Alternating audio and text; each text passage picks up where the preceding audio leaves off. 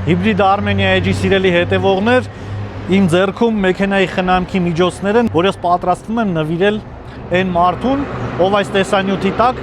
կթողնի մեկնաբանություն, որը կապ կունենա հիբրիդ մեքենաների հետ, այնպես որ ակտիվ եղեք։ Ինչպես ասացի արդեն, այսօր աննախադեպ առաջարկների օր է եւ հաջորդ առաջարկս վերաբերվում է հիբրիդ մեքենաների, հատկապես Prius-ների ջրի պոմպերին։ Քանի որ պոմպերի խնդիրը լուծվում է երկու եղանակով, կամ փոխվում է միայն ռոտորը, կամ փոխվում է ամբողջական պոմպը։ Այսուհետ մեզ մոտ միայն ռոտորը նոր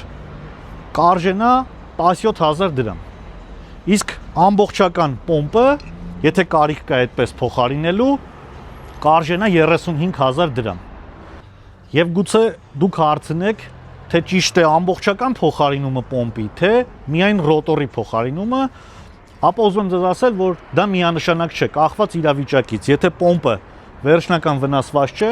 ապա շատ տասնյակներով մենք փոխել ենք ռոտորներ եւ երկար տարիներ այդ մեքենաները աշխատում են։ Բայց եթե վերջնական վնասված է ամբողջական պոմպը,